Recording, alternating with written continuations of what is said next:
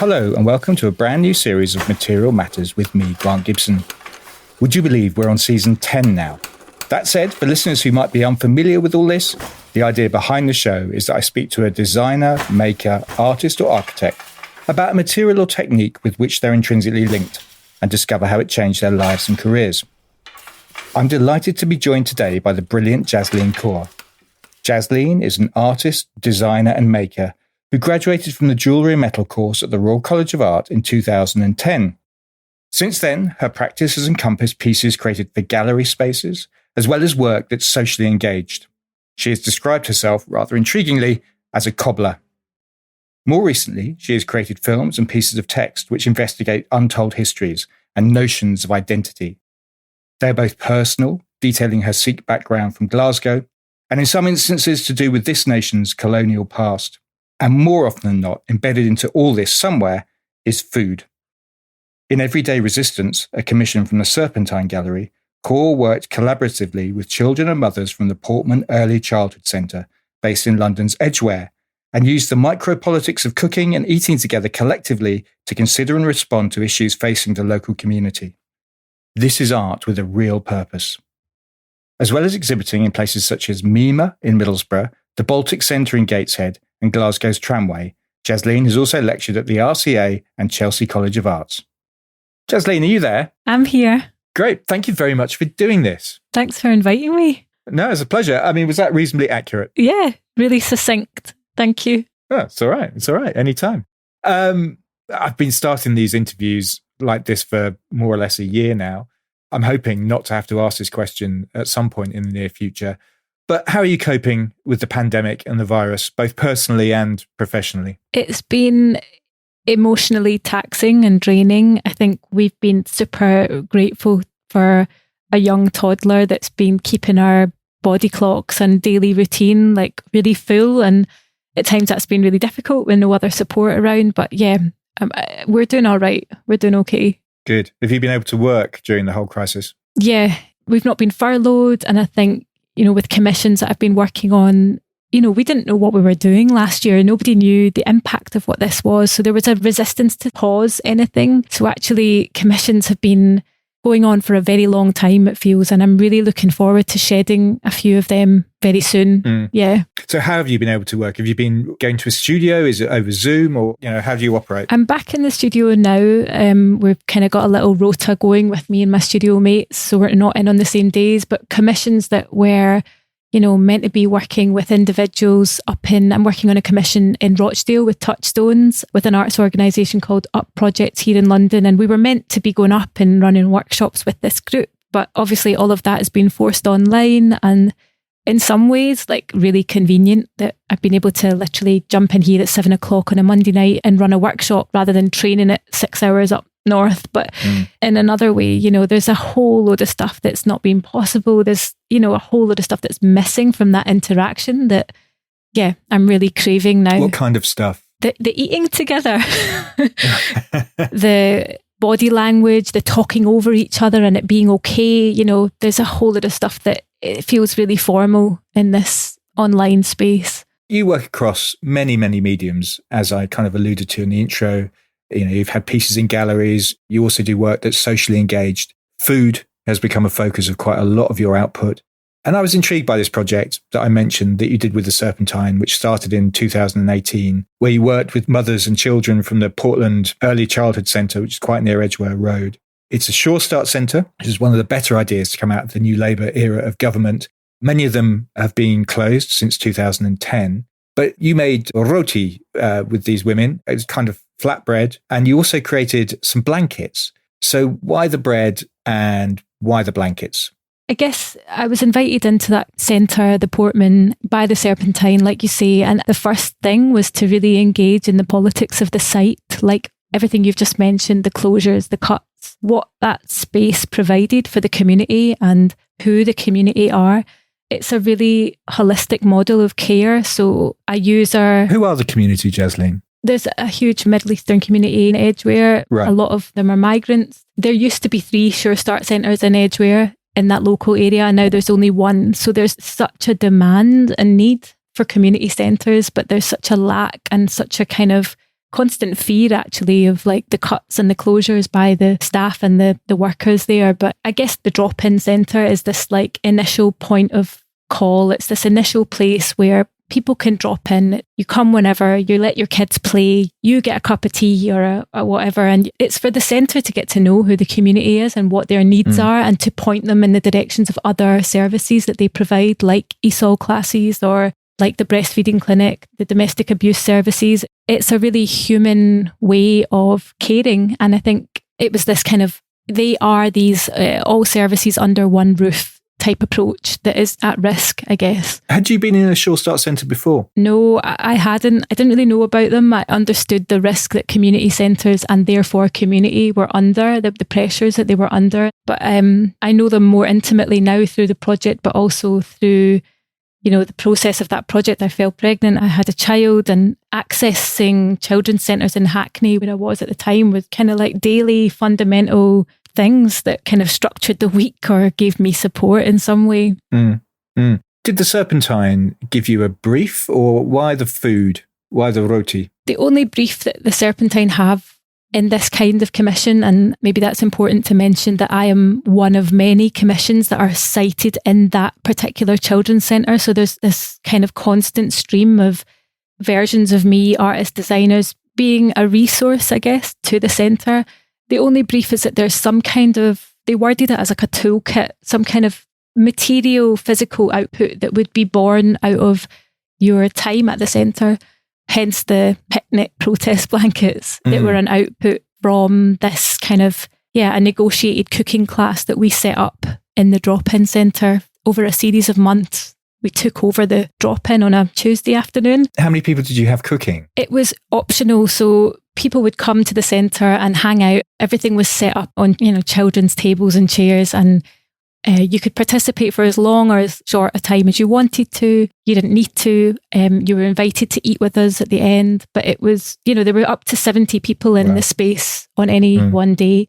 And what was beautiful about that is that we tweaked it each week, so it was important that we were facilitating. I was a facilitator, but we cooked a different bread that came out of the group each week. So there was not a loaf of bread in sight, such delicious Moroccan bread. It wasn't just roti then, it was all sorts of other stuff. Yeah, I began with roti, but we cooked lots of different beautiful, delicious breads that were stuffed with cheese and eaten with honey and mint. It was beautiful because dough became this material that we could nurture ourselves with, we could nourish ourselves with at the end of this session, but it was also a material for play. So kids were in bowls of flour and we were there to clean up the mess at the end of the few hours. And there was also a tension around like, how do you turn food into a play material when food is so scarce? But we were negotiating all of this stuff as we went through. And we were also really interested, or I was also really interested in bread because of its politics. Like, we know that the healthiest bread is the most expensive and the most middle class. And I was also wanting to create a space that would centre the knowledges that were held by the group and the people that were using the centre. I didn't want to talk about kind of government healthy initiatives, or I wanted to talk about the food from your home. The conversations we were having around Britain's hostile environment and assimilating to Britishness, and everything outside of that being an issue. The way you spoke, what you cooked, what the smells of your cooking was like, what you dressed like. All of this culture was seen as a problem and an issue.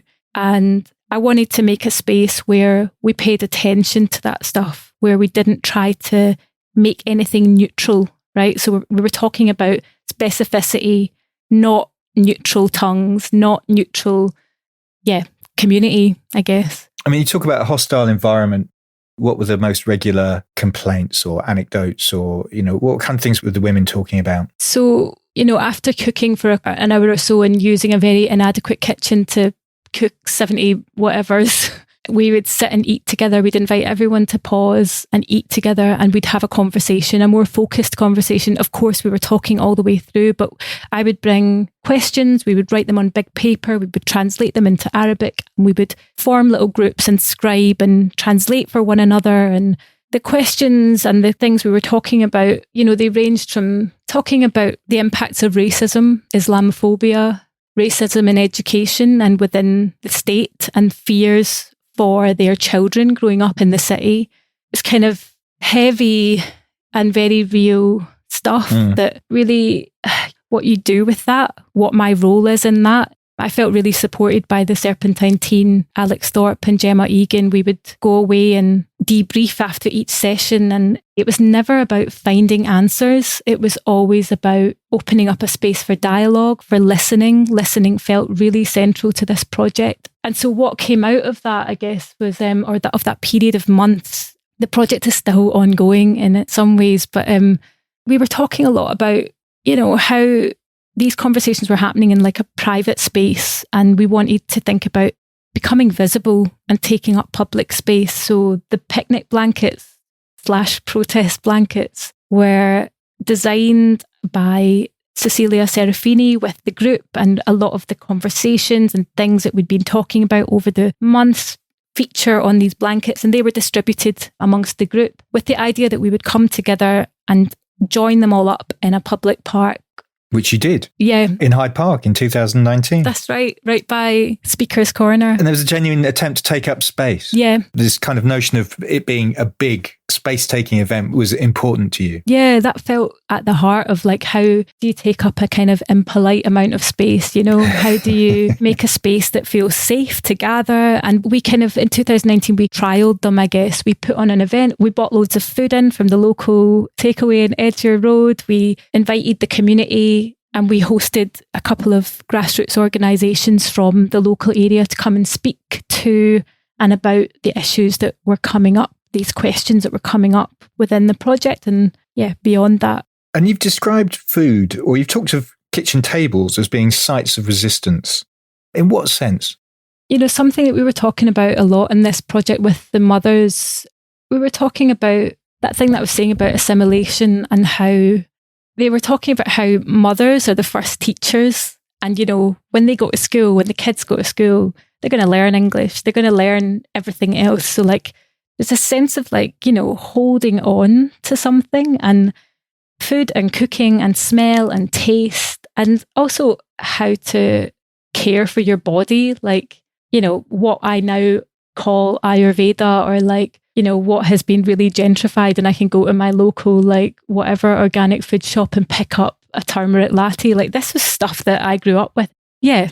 Practices of how to heal and care for the body. So I guess when I think about resistance, I think about it's a kind of practice of culture in a way of not losing something. And also the kitchen table being a kind of, typically in my upbringing anyway, the kitchen was a space where women and aunties and cousins, that's where we were. And it was a very gendered experience, yes, but it was also, as I see it now, they were also my feminisms. They were also the ones teaching me all of the complicated things of what it was to be a woman, the inequalities, but a real strength as well of what it was to, complicated. I don't know. I guess that's what I think of when I think of the kitchen table and who's around it. So is that where your interest in food started?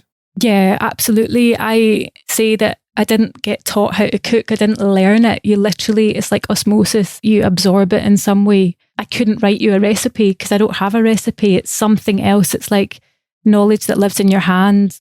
It's not in your head. It's not in a recipe book. Tacit knowledge. Yeah. Can we talk about your background, Jasleen? Because you grew up in Glasgow, as part of a Sikh community. Your dad owned a hardware store. When did the family arrive in Glasgow? 1950 is the date that I have. It changes depending on what family member you speak to, but my great-granddad moved in 1950 from Punjab, Ludhiana to Glasgow a couple of years after the partition of India, after the World War. There is a lot of politics at play that allow for, there was mass male migration from South Asia, ex-colonies. It was a labour force essentially. And he came and started trading. I think he was a door-to-door salesman at first and probably did a whole host of other jobs in between. But then he called over his son-in-law, my granddad. Then the family came over, my mum, who was age 7. And then later my dad in his 20s to marry my mum. It was an arranged marriage. Right. I'm intrigued. What did they find when they got here? You talk to your maternal grandmother in a film you made entitled Ethno Residue, and it seems the family wasn't happy. There was a character called Baiji who took all the money and passports. It sounded pretty horrific. I mean, it sounded like slave labour. Gosh, yeah. So Baiji is my great granddad, and yeah, a lot of power at play and a lot of complexities. It's definitely not the, move to the West, have a better life, visit back home, or eventually move back home again. That's not the narrative that plays out. So I don't know. I think that generation, or those generations, and I think this is actually the work of what my generation, the third generation, are doing. Nothing's been processed at all. They've just been labouring. They've just been working. They are still labouring. My dad still runs a hardware shop. My mum still works her day job. It's not like there's been no time to process anything. And so there's some kind of privilege that I feel I've had where I was educated. I also have privilege as a Scottish person where I had free education, right? That's why I went to art school. That's why I went to the RCA. It was free. I was supported to study. And I think maybe as an artist, I think I certainly use my creative faculties to process and to be, I'm not a researcher, but research and history and digging into history is something that I continually do. I'm kind of compelled to do it. I can't get away from it. There was something very interesting in that film that you made where you said that home becomes unreturnable, adding, my community's politics resemble less and less our ancestors. Revolutionary became assimilationist. Can we unpick that? What do you mean by that? Why can't you return home? Probably can't say right now, but we can try to unpick it. I'm kind of alluding to traumas. I'm alluding to things that I've experienced and that women in my family have experienced, that, there hasn't been the happy ending, or there hasn't been this promise of the West. And there's a lot of complicated family dynamics, community dynamics that has meant that maybe myself and other women in my family, my mum, my sister, we've kind of taken a peripheral position in relation to community or the biological family. And I guess there's something, it's really messy and complicated, but there's something about, I've been digging into the kind of roots of Sikhism and where that comes about and how that comes about, and thinking about the South Asian, the Sikh diaspora in the UK today and in the West today, in America and Canada. And yeah, being dissatisfied maybe with it and feeling very separate from it, although it's been something that I've been deeply connected to my entire life. And I consider myself a practicing Sikh, but there's maybe a conservatism that comes along with South Asian identity in the UK. You only need to look at the Tory government to get a sense of what I mean by that. It's distressing, to say the least. When you talk about the Tory government, are you talking about people specifically? Priti Patel. One of my local MPs, by the way, in the Essex area. Oh, geez. Yeah, really violent. How do you... It's that thing, isn't it? That saying that kind of sums it all up. Skinfolk ain't kinfolk. And it's there are similarities in the way we visually appear, our names, whatever it is, but there's such varying kind of, we're at opposite extremes of politics. And I'm digressing a bit. I'm talking about the Tory government, but I think within my community as well, there is a real conservatism at play. And this kind of, being the model migrant is something that I think I grew up with, right? And I see in various family members. And actually, that's where power sits as well within the community. It feels really out of sorts with what I see as a socialist ideology at the beginning of the roots of Sikhism that was calling for a different way of living. It was so deeply socialist, and food plays into that, actually. So, one of the things that is still at the heart of the Sikh practice is that there is this thing called langar. So it's a free kitchen. At every Gurdwara, every Sikh temple, there's a langar hall where food is being cooked, and depending on the numbers in the community, there's enough food made for the community, the worshippers that come. But, the roots of that was about caste. It was about the inequalities in society at the time. And it was about sitting down on the same level and eating the same meal. And I kind of love that. I love that that's at the heart of the Sikh movement. Maybe we need to think about, I don't know, I think sometimes it feels like the spaces that I grew up worshipping in were more like silos, and there was a lot of division, caste division, class division at play. So this double whammy of like coming from South Asia, coming from India and bringing all your caste baggage with you and then fitting into a British class system as well. So yeah, it's complicated. Yeah, it is. You also did a book which sat along with the film called Be Like Teflon, which focuses on 4 members of your family and the importance of food and cooking to them. Each person provides a recipe at the end of each chapter. I mean, it starts in incredibly affecting fashion, Jasleen. I hope you don't mind me asking you about this. No, not at all. Where you talk about suffering from bulimia at the age of 16 or 17. You describe it as, and I'm going to quote, a means of shrinking, disappearing, a slow suicide. I mean, food must have played a very different role in your life at that point. Yeah, absolutely. And it was really deliberate to begin Be Like Teflon with disordered eating. I think I was also following my nose a little bit in the way that I always do in my work, where I'm just trying to work something out. And so Be Like Teflon I was invited by Panel, a curatorial duo, and the Glasgow Women's Library to create something, and it didn't need to be a book. In fact, it probably shouldn't have been a book, but it was. And I think I was responding to some time at the Women's Library and what I wasn't seeing, and wanting to, record some voices, right? Like that book is full of voice, and it's not complete by any means. It's not an anthology. It's 4 short conversations with women in my life who are of South Asian heritage, and all of the conversations revolved around, we were eating together when we were recording, we were cooking together in some instances, we were eating takeaway and tooting in another instance. So it was really, I guess it was also a methodology of how to have conversation. I don't think I've really got a clean, smooth answer to what the book is, but I think what I was conscious of was, who was it for? Yeah. Right? Like, who was the book for? And what's the next generation of me when they stumble across that in the library, or how does it speak to them?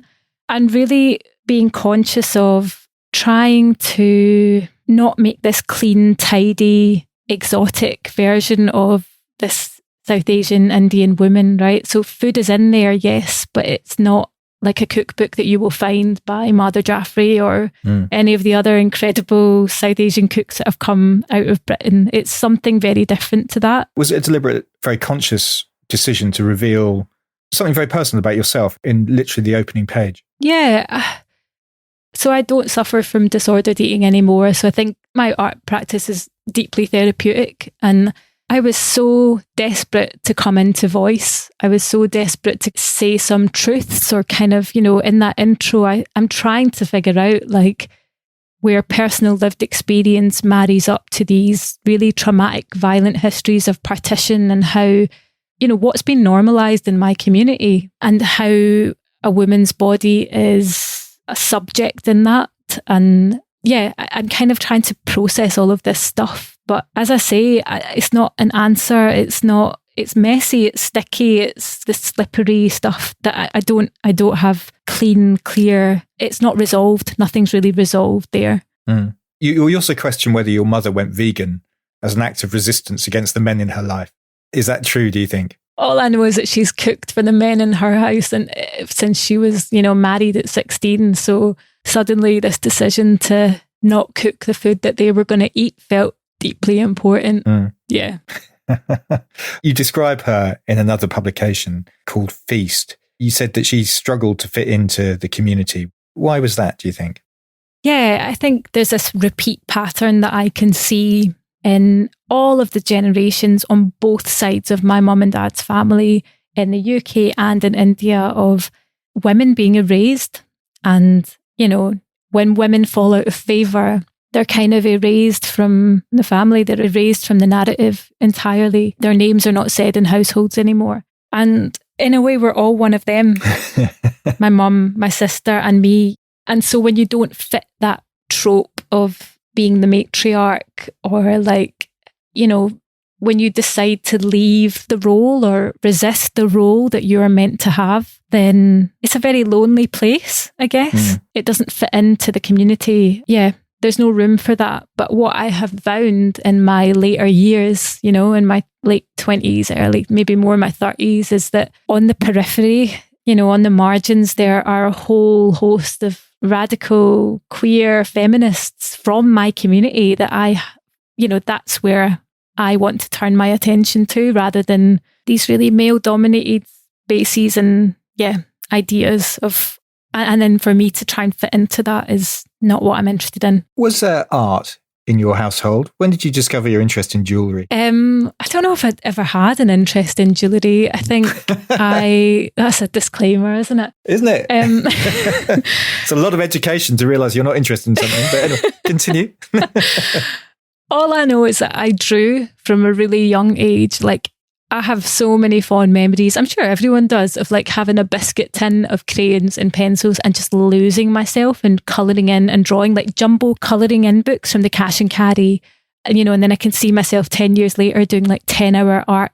They were called hires in Scotland, 10-hour art homework pieces, and putting on my headphones and listening to the Pixies or Metallica and just like losing myself in that. It was just pure bliss and survival, and what a precious thing. I'm so grateful for it. Art in that sense wasn't visible in the house. Art came in the form of cultural or religious offerings like music. Music was really fundamental and important. Even now is still deeply important to me. I grew up singing. My dad taught me singing in a way was his saviour. It was a thing that saved him as a teenager. And, you know, I sing, and I hope that my son Rai picks that up in some way, even just a love for it. But yeah, going to art school and this maybe more Western idea of art was not understood. It's still not really understood. I mean, it's so elusive. How can it be understood, right? Did your parents, were they happy for you to go to art school? No, Grant, I was meant to be a pharmacist. Do you know what I mean? I was meant to be administering AstraZeneca at the moment. No, I understand it too. Migrant parents built a life from nothing, literally. And, you know, you want your kids to just be financially secure. And we all know the arts is not a place to have financial security. So I totally understand it at the same time. Yeah, didn't make sense. And you went on to study jewellery at Glasgow School of Art. What kind of things were you making there? I was making bad jewellery that was about all of the things that I think I'm still thinking about. I say bad jewellery because there were like little sculptures that I'd stick a brooch back on. Yeah, I'm so grateful for that grounding in material. You know, I worked in a jobbing jewellers in the summer. But, you know, you learn how to turn dust, gold dust, back into a billet, back into wire. It's beautiful. And it gave me a sense of making that still influences how I approach making something today. But I wasn't interested in making wearable jewellery. I don't think I was ever a good jeweller. I don't think I was ever really thinking about jewellery. In my BA, I was making work about these like visual clashes that I observed in the houses that we grew up in. So like images of gurus next to ex-hardware shop stock, next to British aesthetics, next to Indian aesthetics. I was just thinking about those collisions, those hybrid identities, I guess. And was the plan always to go on to the Royal College of Art? No, I didn't know what the RCA was. It was my tutor at Glasgow that said, you know, have you heard of this place? Maybe you could apply. And then it happened. But I had no clue what it was. Even when I was arriving on that first day, I didn't know what it was. I just knew it was like the place to go. You were on the jewellery course there, but the piece you graduated with, and that garnered, you know, quite a lot of attention, I think, was not conventional jewellery at all. And it started with a statue outside the college of Lord Robert Napier. Statues obviously have been in the press in the last 12 months in particular. But tell us a bit about that piece. Yeah, the piece is Lord Robert Napier. It was one of the pieces of work for the degree show, like you say. It came quite late on. I was basically just making a lot of kind of, like you say, cobbled together hybrid object sculptures. You said cobbled together. Yeah, no. I never said cobbled together. That's your phrase. Yeah, cut and pasting. I don't know. It was such an amazing 2 years. I was just naively, it was the most prolific time of my life.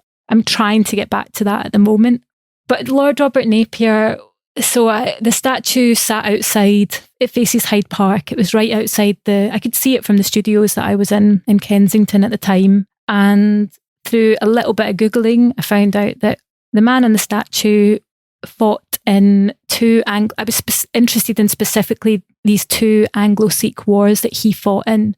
Was there something that caught your eye? I mean, other than the fact that, proximity, but was there something specific about the statue that made you think, I need to find out about this? There's a word on it. It says Magdala, Lord Napier of Magdala. And I thought, I walk past it literally every day. And it was just that kind of chance. I don't know why. I decided to Google that and then came across this. I was so linked to it and that history, and kind of thinking about space in London as well. Like, I was new to London and I could travel 40 minutes and be in Southall, where I'd go for music class on a Wednesday night, and jumping from borough to borough, jumping from community to community, and how much power and presence these statues have, but how also overlooked they are. But yeah, they stand for something, don't they? They're kind of really dominating at the same time. And we know how people feel about them after Black Lives Matter uprisings last year. We know how divided that makes us as a nation. But coming back to the statue, I wanted to tie a turban on the head of the statue. I was thinking again about, how do I intervene? How do I visually disrupt this thing that we walk past? And through the process of trying to figure out how to do that, I discovered that I had to get permission from the current Napier. And then in that conversation, I realised that it would be more interesting to tie a turban on the current Napier. And so I wrote to him and he said, yeah. You didn't need to persuade him at all. He was perfectly happy. He was perfectly happy. I think, this was like over 10 years ago, right? Like, I wouldn't be doing this project now. So I think there was maybe a way in which I wrote to him, or I think it wasn't undermining him in any way. So I think he obviously felt comfortable with it. I was more in a place of trying to discover something and kind of visually create this image of him with this pink, very regal turban on. I was trying to create a kind of collision in an image in the same way that I was doing with object making. But the portrait was what was presented at the degree show and what is the piece of work. But it's, my dad came down from Glasgow to tie the turban, and it was that bit of the project that I'm most interested in, even now. These two men, this meeting point, this kind of like the three of us in this house in Wiltshire, looking through photographs by his great-granddad, the man on the statue, of his time in India. It's this kind of that complicated, again, unresolved, but, the stuff in real time that is the most interesting to me. It was a project, as you say, about identity, and there seemed to be a unifying theme to it. I think you described it as I'm going to quote you here, a celebratory statement of the dialogue between two communities of different cultures, religions and languages, and draws attention to a rich historical relationship and an understanding between India and Britain. I don't know where you found that from. Well, as it crafts, as a matter of fact. Oh, no. The work you do now seems more political and rather more angry. Would that be fair? Oh, I wouldn't say angry. I'd say politicised. It's a journey. It's a total journey. It's also where Be Like Teflon comes in. It's also where all the work I'm making now, it's like, I have to learn all this stuff for myself, right? Like, no one has provided this education for me. It's actually through friends now that I find the most enlightening learning that can happen. And yeah, I think it's just a process. That's what I meant by that's not how I still love the work. I love what the work does without the words, but I would never be able to make that work now, because I would never be able to write that letter to Napier in the way that I wrote it then. How would you write it now? I wouldn't be able to write it. He wouldn't want to know me. It's too raw. Again, what I was saying about that model minority, that kind of veneer of the happy migrant. And it's what Sarah Ahmed writes about, being a happy object, being an object of positivity. I'm not interested in being that. There's too much going on to carry that disguise, I guess. No, fair enough. Quite soon after you left the Royal College, you did your first food-based product or project, which was a curry measure for Tala in 2013, which basically allowed you to measure ingredients without scales. I mean, it was a piece of product design, really. How did that come about? Oh God, I have so many hats, Grant. It's like... Obviously, yeah. So I came up with that idea while studying at the RCA. You know Carl Clerkin. I was so grateful to have him as He was your tutor, yeah. He was a visiting lecturer. And, it's so rare to get that kind of level of teaching where they're your friend. And we'd sit down and have hour-long tutorials with tea and Bombay mix. He is one of my favourite people in the world. I think he has a bit of genius about him. Yeah, I share the love for Carl. Let's just have a moment for Carl Clerkin. But yeah, I guess I was having these conversations with him, these tutorials with him, and the Tala curry measure. Well, the Tala measure, I came across the Cook's measure, which was a design that's been manufactured in Britain for over 120 years. And it's a dry weights measure. So it measures things without scales. And at the time, I was just thinking, the same way that I was approaching making, I was thinking of just hacking into it and turning it into another object that would sit in a kind of gallery setting or be an art object. But yeah, Carl made the provocation of like, what if it went into, because he comes from design, what if it went into production? And that just got things ticking. It was a kind of series of very fortunate events of me speaking to Robin Levine, who designed for Tala before, speaking to the graphic designers who revamped a lot of Tala's products, and then pitching this idea to the director of the company, who said, I love it, finish your masters and then we'll look at it. And we did. And so it was kind of me faking it as a product designer. But also I really think of that project as an artist still. Like, yes, it's a £7 product that went into mass production, but there were so many moments where the project could have just stopped, but there was something about, I really wanted this product to be, I wanted to be hands off. I wanted to be anonymous. I was asking questions about white wall gallery spaces and who participates in that and the work that I make and who consumes that and who doesn't get to consume it. And so I know of Tala through my dad's hardware shop. And so I was like, I need to work with Tala because they are going to distribute to Suleiman Cash and Carry in Glasgow. My dad and my uncles are going to go there and see it, pick it up, sell it in their shops. It was this thing about it going full circle that I was really interested in, and that just asks questions about where art can exist. Or I think I still really think about that as an artist, that work. So it's industrial art is what you're saying. Oh dear, should we coin that term?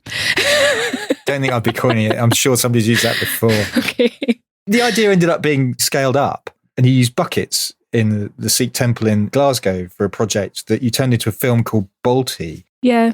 And that was really about preserving tacit knowledge, I guess. Yeah. You've talked about these meals that they prepared before, but this was kind of a way of standardizing it, was it? Or what was your thinking? So that premise of scaling up the measure into larger sizes, exactly. So I guess the Tala curry measure, I was thinking about embodied knowledge, and there are no measurements, there are no mils and grams and recipes. So it was about capturing that volume or that amount. And in the Gurdwaras, when they cook for, they could be cooking for 300 people, they could be cooking for 3,000 people. At some of the most holy historic shrines in India, they're cooking for 300,000 people, right, on a daily basis. And these quantities they're not written. They are, like you say, they're tacit. They're known in some other capacity. So that was in 2014, Balti. So Balti means bucket. Balti is also your local curry house favourite. I was in a bit of a kind of transition, I guess, in my practice. I was taking a bit of a breather and decided to make this work with no money. It wasn't a commission. It was kind of like me just doing it off my own back. So we cooked together in a temple in Glasgow, in a Gurdwara in Glasgow. And before any ingredient went into the pan, we'd put it in the bucket and measure it and put a line. So you ended up with this series of like measuring buckets that then I would reuse when I filmed the film. When I screened the film, I'd cook using those buckets. So it was also me just skilling myself up on how to cook for 300 people. Is that a skill you've used much since? Yeah, weirdly, yeah. Which is also why I had to stop doing commissions around food, because it was like, this needs to stop somewhere. But yeah. I'm kind of intrigued. Do you feel comfortable in the art world? It seems to me you seem happier in community projects than the gallery. I mean, in the past, you've talked about the problematic space of being invisible and hypervisible in the same instance? I don't feel comfortable. No, I don't think. There's a whole load of, I don't know what the best word to call it, but definitely imposter syndrome when you don't come from, like, I didn't study art. I teach fine art at Chelsea, or I teach art at Chelsea. I'm part of an art world, and I know nothing about art really, but all I know is that I never felt I was in the right place when in the context of craft. I never felt design was quite right. I was kind of using design to get away with doing stuff. That's what I felt like I was doing. And I loved that about it. And I think Carl opened up that window for me. And then art is just a space where it's like, well, I can do whatever. I can just do whatever and it's okay. But I think there is an art history where I can see myself reflected. There is an art community where I can see peers that I feel in proximity to, or that I feel seen in. And I think that was a fundamental shift for me in moving from a UK craft context to a UK art context. But I don't know. I think I'm settled here. But yeah, I'm definitely, like, when you talk about the community projects, I definitely think about use, I guess, or like my role, I guess, or like the role of art when it's such a market and it's resisting that side of art and what its function is, or what my kind of function is, I guess. What is your function in that case? Oh gosh, I don't have a one word answer for that. I think at the moment things are I really don't know the answer to that. I think when I work with people, I'm definitely thinking about working really democratically, or like being someone that can bring something from another space into that community, into that group, whether that's money or resources or visibility or a space. In that way, it's kind of making connection and asking questions. When I'm in the studio by myself, there's a limit to how much socially engaged, if that's what we want to call it, how much of that work I can do, because it's so involved. You know, it can really only be one project a year at max, because it's if you want to do it right, then you need to be able to be really available. But when I'm in the studio on my own, I don't know, art has a different needs or desires, or don't know if I answered that. No, it's fascinating. I'm also intrigued whether it was a conscious decision to move into film and to writing. No, I don't think it's conscious as much as like I really just work intuitively. And like, you know, I was making jewellery, but even when I was making jewellery, I was using non-precious materials or gluing stuff, right? And then when I moved away from jewellery and not making anything with metal and starting to use found objects, I think it's just, I'm not even approaching it like a rule breaker. It's what's the best material to use at this moment. It's having the freedom to use whatever is necessary, I guess. I wouldn't call myself a filmmaker. I'm not a filmmaker and I'm not a writer, but words and image and moving image feel like material that's important right now. You have this body of work, which is obviously concerned with identity. Quite a lot of it has to do with food, as we've discussed. You're married to Ian McIntyre, the ceramics designer. You have a child, it's mixed race. I'm wondering how you're dealing with that duality, or how you will deal with it in the future. Do you mean with my son's identity? Yeah. Well, that's constantly negotiated. And in many ways, that's for me to support and scaffold a way for him to negotiate that himself. I'm not mixed heritage, so I can't claim to understand what that is. It's a reason why I stay in London, for sure. I think Rai will see himself reflected in whatever he understands himself. And I think London is a place where you can really find community. But yeah, it's something that's constantly discussed in our house. Be that, you know, obviously Rai's not discussing it. He's not even 2, but Ian and I discuss it all the time. It's something that he is very proactive in being, or has to be really proactive. This was before having a child, right? He has to kind of do certain work that is required for him to be in a relationship with me and for us to think about having a child together and co-parenting. It's just a constant negotiation, I think. You know, I don't have much family here in London, but the family that I find in community is the thing that is, another reason why I stay in this mad city that isn't always very friendly when it comes to financials and making all of that stuff work. And who does the cooking at home, Jasleen? Oh, fuck, I know, me, isn't it? Yeah, that's something I really need to shift. But yeah, my nephew and I cooked the other day, and that was so nice, actually. Yeah, Ian's too slow and meticulous, Grant, as you can imagine. Everything he cooks is amazing, but it'll be 2 hours later, you know? He's a measurer. I'm a chuck it in the pan. So our hour is basically up. You've been tremendously patient with me. Thank you very much. Final question. What can we expect in the future? Will there be more food? It sounds like you're desperate to get away from food. There's just other stuff to do. It's a really busy year. There's a lot of stuff happening, none of which is to do with food, but where there's some eating of archives and some singing by the water. There's all kinds of stuff happening, but no food specifically yet. Okay. Well, hopefully, fingers crossed, everything goes to plan. We'll actually be able to go and see some work, which will be extraordinary. Jasleen, that was wonderful. Thank you so much for your time. I really appreciate it. Thank you, Grant. And to discover more about Jasleen, go to jasleenkaur.co.uk. As ever, there are images from the interviews as well as little films and other things on my Instagram page, Grant on Design. And you can find all the podcasts that I've done, sign up to my newsletter and lots of other stuff at grantondesign.com. Finally, and this is really important, if you've enjoyed listening and want to see this podcast flourish, then please rate and review on Apple Podcasts or wherever you listen to this from. And it would make me incredibly happy if you went to my Patreon page and made a pledge at patreon.com/material matters. Just so you know, I've introduced a new tier. So now for only £2.50 a month, you can receive exclusive posts, blogs and thoughts from yours truly, as well as getting access to each episode before it's published to the wider world.